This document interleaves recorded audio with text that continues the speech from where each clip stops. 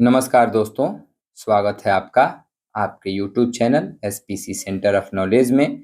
और मैं आपको इस चैनल में स्वागत करता हूं। और चलिए आज हम लोग एक और नए अध्याय को लेकर के उपस्थित हैं, जो आपके पॉलिटिकल साइंस से लिया गया प्रथम पाठ है, जो राष्ट्र निर्माण तथा उसकी समस्याएं लेसन का नाम है आपका। तो चलिए, राजनीति शास्त्र का यह पहला अध्याय में आपका बहुत बहुत स्वागत है। और आशा करेंगे कि आपको यह वीडियो अच्छा लगे। अगर आप हमारे चैनल पर पहली बार हैं तो चैनल को सब्सक्राइब करके बेल आइकन को प्रेस करें, और कम से कम अपने दोस्तों तक इस वीडियो को शेयर करें, ताकि वे लोग भी अच्छे तरीके से बोर्ड 2024 के लिए अग्रसर हो सकें, और हम आपके जीवन काल में एक अच्छे से अच्छे प्रश्नों को लाने का प्रयास करेंगे, ताकि आप अपने जीवन को बेहतर बना सकें। तो चलिए, सबसे पहले हम पाठ जो है राष्ट्र निर्माण तथा उसकी समस्याएं को जो का समस्याएं जो है राष्ट्र निर्माण तथा उसकी समस्या जो पाठ है आपका, उसके जो लघु उत्तरीय प्रश्न हैं और दीर्घ उत्तरीय प्रश्न हैं, उन सभी प्रश्नों को आज हम लोग सॉल्व करेंगे। चलिए, कम से कम अगर वीडियो पसंद आता है तो एक लाइक का बटन और एक कमेंट जरूर कीजिए। चलिए, पहला प्रश्न आपका है कि भारत में विविधता में एकता, क्या पूछा गया है कि भारत में विविधता में एकता है, स्पष्ट कीजिए। तो आपको याद होगा, इस पास पाठ को जब पढ़े होंगे तो पंडित जवाहरलाल नेहरू का यह शब्द है कि भारत जो है वह विविधता में एक, यानी विभिन्न जाति धर्मों के संस्कृति के लोगों का देश है। फिर भी नहीं कभी इसमें भेदभाव हो रहा है होता है अब, और ना ही कभी किसी धर्म जाति भाषा को लेकर के कहें तो जान माल की क्षति होती है। तो आज जो है भारत एक एकता का, अखंडता का देश बन चुका है। तो चलिए इस प्रश्न को समझने का प्रयास करते हैं। कह रहा है कि भारत विशाल देश है, जिसमें अनेक संप्रदाय, जाति, भाषा, धर्म, संस्कृतियों आदि के लोग रहते हैं। फिर भी बिना किसी भेदभाव के साथ ये सभी आपस में मिलजुल कर रहते हैं। जैसे नेहरू जी के अनुसार ये सभी एकता के अदृश्य धागों से बंधे हुए हैं। देखिए, भारत जो है हिंदू, मुस्लिम, सिख, ईसाई, बहुत सारे जाति धर्मों के लोगों से बंधा हुआ एक अदृश्य धागों से बंधा हुआ देश है। इसमें बहुत सारे संस्कृतियां हैं, बहुत सारी भाषाएं हैं, बहुत सारे धर्मों के लोग निवास करते हैं, बहुत सारी जातियों के लिए निवास करते हैं लोग। लेकिन फिर भी ये सभी लोग जो हैं आपस में एक मिलजुल कर रहते हैं।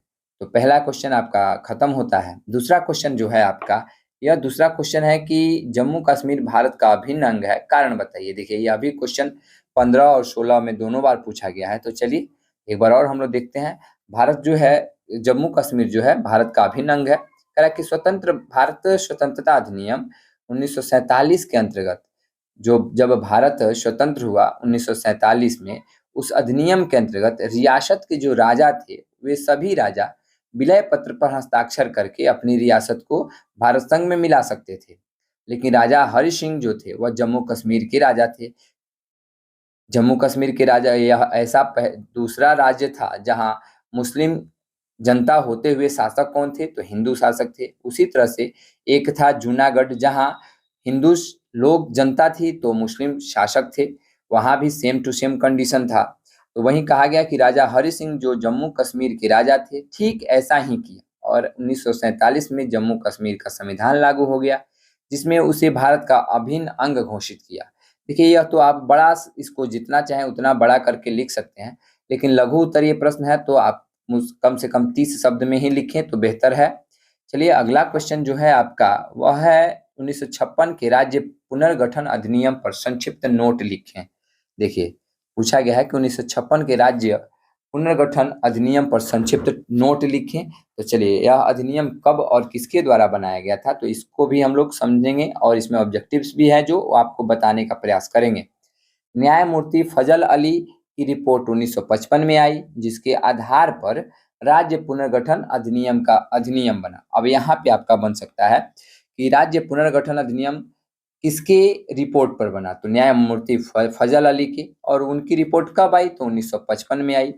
और जब 55 में आई तो उसके कुछ समय बाद 1956 में राज्य पुनर्गठन अधिनियम बनाया गया। कह रहा कि इसके अनुसार भारत में भाषा के आधार पर कितने राज्य, 14 राज्य का निर्माण किया गया, और 5 संघ शासित क्षेत्र का बनाया गया। पंजाब और मुंबई पहला ऐसा द्विभाषी राज्य था जहां भाषा को लेकर काफी सारा विरोध हुआ। कह रहा कि जिसके कारण वहां विरोधी आंदोलन हुए और फलस्वरूप उनका विभाजन करना पड़ा। 1960 में मुंबई से गुजराती भाषी लोगों का भाग काटकर गुजरात बनाया गया और 1966 में पंजाब का कुछ हिस्सा अर्थात हिंदी भाषी क्षेत्रों को अलग करके हरियाणा राज्य बनाया गया। तो देखिए यहाँ पे आपको ऑब्जेक्टिव्स भी हम बताते हैं कि 1956 जो राज्य पुनर्गठन अधिनियम बना, उस अधिनियम के अंतर्गत भारत में कितने राज्य थे और कितने केंद्र शासित प्रदेश थे। तो 1956 के राज्य पुनर्गठन अधिनियम के दौरान जो बनाया गया, उसमें 14 गो राज्य था। कितना राज्य था? तो 14 राज्य था और 5 केंद्र शासित प्रदेश था। पहला जो था पंजाब और मुंबई जो था, यह द्विभाषी राज्य था, जिसमें 1960 में मुंबई से कुछ भाग काटकर गुजरात को बनाया गया और 1966 में पंजाब से काटकर कुछ भाग हरियाणा को बनाया गया। तो हरियाणा कब बना? तो 1966 में। अगर पूछा जाए गुजरात कब बना, तो 1960 में। तो चलिए, आशा करते हैं कि आपको यह प्रश्न अच्छा लगा होगा और इसमें जो 2-4 ऑब्जेक्टिव्स भी है, अगर आप लोग याद कर लें तो बेहतर रहेगा, क्योंकि परीक्षा में बार-बार पूछा जाता है इनमें से ऑब्जेक्टिव्स और सब्जेक्टिव। चलिए आगे बढ़ते हैं हम लोग और इन सभी प्रश्नों को हम लोग आसानी से एक-एक करके समझने का प्रयास करेंगे और कम से कम एक शेयर ज़रूर कर दीजिए और एक लाइक और एक कमेंट कर दीजिए। कह रहा है कि स्वतंत्रता के समय भारत के पास कौन-कौन सी चुनौतियाँ थी? देखिए यह प्रश्न है, क्योंकि पाठ का ही नाम था, ठीक? तो कह रहा है कि स्वतंत्रता के समय भारत के पास कौन-कौन सी चुनौतियाँ थीं? तो स्वतंत्रता के समय भारत के पास मुख्य तौर पर 3 तरह की चुनौतियाँ थीं। वह 3 तरह की चुनौतियाँ कौन थी दोस्तों? तो उसको सबसे पहले समझेंगे। तो अखंडता एवं एकता की चुनौती, यानी एकता एवं अखंडता की चुनौती। क्योंकि भारत जो था विभिन्न जाति, विभिन्न धर्म, विभिन्न भाषा, विभिन्न संप्रदाय के लोगों से मिलकर बना था। तो कह रहा है भारत अपने आकार और विविधता में किसी महादेश के बराबर था। यहाँ विभिन्न भाषा, धर्म, संस्कृति के लोग रहते थे। इन सभी को एकजुट करने की चुनौती थी। इसीलिए यहाँ पर अखंडता और एकता की चुनौती को दर्शाया गया है। तो चलिए अब हम दूसरे पॉइंट्स को समझेंगे, क्योंकि इसमें 3 पॉइंट्स की चर्चा की गई है। तो दूसरा पॉइंट जो है आपका लोकतंत्र की स्थापना, यानी सामान्य लोकतंत्र, सामान्य सभी जनताओं का सरोकार होना चाहिए।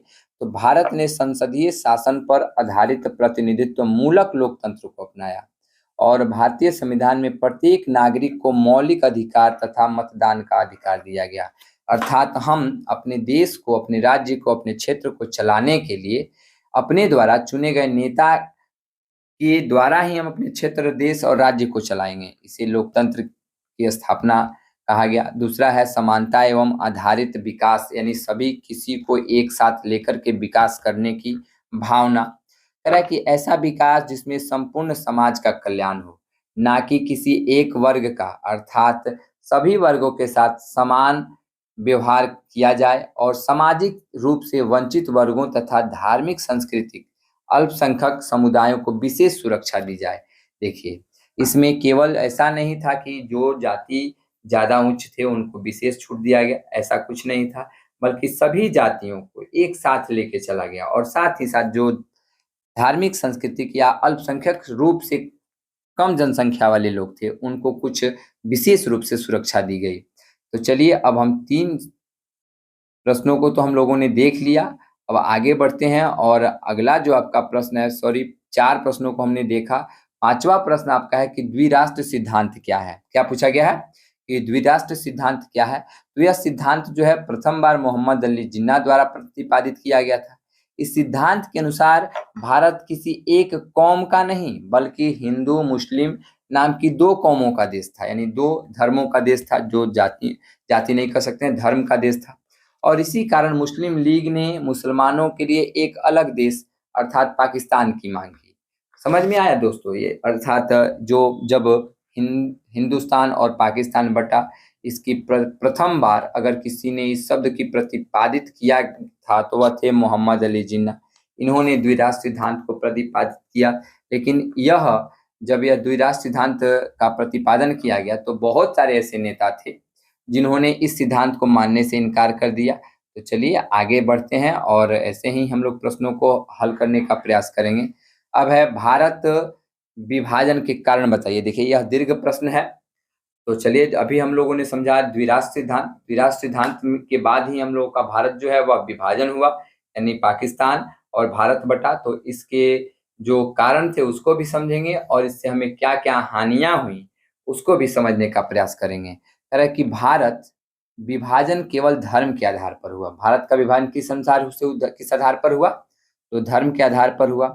इसलिए दोनों ओर के अल्पसंख्यक वर्ग के बड़े असमंजस, यानी दोनों वर्ग के जो अल्पसंख्यक वर्ग के लोग थे वह बड़े असमंजस में थे कि उनका क्या होगा। यानी उनका अब यहाँ जो अपना घर द्वार है, वहाँ जमीन जायदाद है, भारत के लोग पाकिस्तान जाने वाले थे, पाकिस्तान के लोग भारत आने वाले थे, फिर एक पुराने जगह को छोड़ करके नए जगह पर जाना, उनका जीवन बसर वहाँ पे कैसा होगा, किस रीति रिवाज से जिएंगे, इन सभी को लेकर के एक सभी लोगों के मन में असमंजस सवाल था।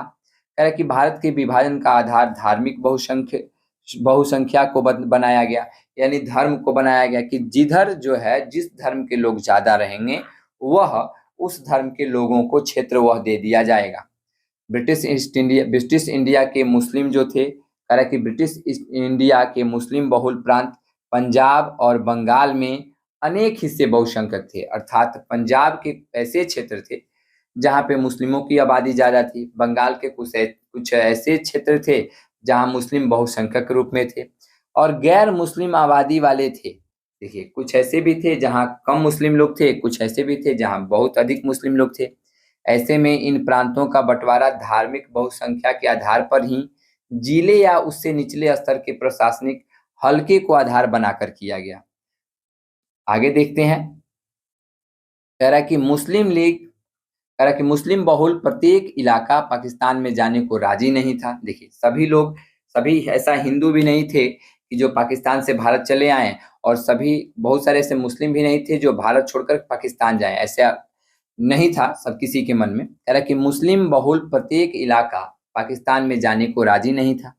पश्चिमोत्तर सीमा प्रांत के एक नेता थे खान अब्दुल गफ्फार खां, जिन्हें हम सीमांत गांधी के नाम से भी जानते हैं। यह आपका ऑब्जेक्टिव प्रश्न भी है कि सीमांत गांधी के नाम से किसे जाना जाता है, तो खान अब्दुल गफ्फार खान को सीमांत गांधी के नाम से जाना जाता है। और इनका कथन था कि भाई, हम द्विराष्ट्र सिद्धांत का प्रतिपादन नहीं करेंगे, एकदम हम खिलाफ रहेंगे, क्योंकि भारत जो है, भारत में ही हमारा जन्म हुआ है और भारत में ही मरेंगे, हम पाकिस्तान को नहीं जाएंगे। फिर कहा गया कि मुस्लिमों की जनसंख्या के आधार पर पाकिस्तान में दो इलाके शामिल होंगे, पश्चिमी पाकिस्तान और पूर्वी पाकिस्तान, और इनके मध्य में भारतीय भूभाग का बड़ा विस्तार होगा, और जो बीच का क्षेत्र होगा वह हिंदुओं को दिया जाएगा। तो चलिए, अब इस विभाजन का हम लोग क्या समझेंगे, तो परिणाम, विभाजन का परिणाम क्या हुआ। तो परिणाम को हमने लगभग 7-8 भागों में बांटने का प्रयास किया है। तो आशा करेंगे कि आपको यह 7-8 भाग जो है, पॉइंट्स जो है, अगर आप परीक्षा में ऐसे लिखेंगे और इस पे अगर आप विस्तृत रूप में लिखते हैं तो आपको बेहतर अंक प्राप्त हो सकता है। तो विभाजन के परिणाम क्या था? पहला, तो लोगों को मजबूरन अपना घर छोड़कर सीमा पार जाना पड़ा, अर्थात पाकिस्तान के लोगों को भारत आना पड़ा और भारत के लोगों को पाकिस्तान जाना पड़ा। दूसरा पॉइंट है कि अमृतसर और कोलकाता में सांप्रदायिक दंगे हुए। सांप्रदायिक दंगे का मतलब कोलकाता और अमृतसर में हिंदुओं को मारा गया, तो कई जगह मुसलमानों को मारा गया, यानी दोनों संप्रदाय के लोग आपस में ही कट मरने को तैयार थे। तीसरा जो था पॉइंट, वह है बड़े स्तर पर हिंसा का शिकार होना पड़ा, अर्थात बहुत सारे हिंदू मुस्लिम दोनों जाति, दोनों धर्मों के लोगों को जान माल की क्षति हुई। चौथा पॉइंट आपका है कि लोगों को मजबूरन शरणार्थी शिविर में रहना पड़ा, अर्थात जो बॉर्डर के नजदीक, सीमा के नजदीक जो शिविर बनाए गए थे, उन शिविरों में बहुत समय तक लोगों को शरणार्थी बनकर के जीवन यापन करना पड़ा। पांचवा है कि औरतों को अगवा किया गया, जबरन शादी करनी पड़ी, धर्म परिवर्तन भी करना पड़ा, यानी बहुत सारे हिंदू महिलाओं को मुस्लिम बनाया गया, बहुत सारे मुस्लिम महिलाओं को हिंदू बनाया गया, जबरन उनका बलात्कार भी हुआ, जबरन उनसे शादी भी की गई, जबरन उनका धर्म परिवर्तन भी कराया गया। ये सभी पॉइंट्स हैं। छठा पॉइंट आपका है कि कई मामलों में तो इज्जत बचाने के लिए खुद मर जाते थे। कौन? तो बहुत सारी जो महिलाएं थी वह अपने आबरू को बचाने के लिए कुएं में या जहर खा लेती थी, या फिर अपने आप को चाकू वगैरह से मार लेती थी। तो ये भी मामला सामने आया है। आपको लास्ट ऑप्शन लिखा गया है कि वित्तीय संपदा के साथ साथ टेबल कुर्सी अन्य सामग्रियों का भी बंटवारा हुआ। अर्थात जब भारत पाकिस्तान बटा तो प्रत्येक वस्तु में से भारत और पाकिस्तान का बंटवारा हुआ, तो इसीलिए हमने यहाँ पे टेबल कुर्सी और अन्य सामग्रियों का बंटवारा भी लिखा है। तो आशा करते हैं कि आपको यह वीडियो पसंद आया हो, और अगर एक बार पसंद आया हो तो चैनल को सब्सक्राइब करके बेल आइकन को प्रेस करें, और कम से कम आप अपने दोस्तों के पास इस वीडियो को शेयर करें और एक लाइक का बटन जरूर दबाएं। Thanks for watching my channel.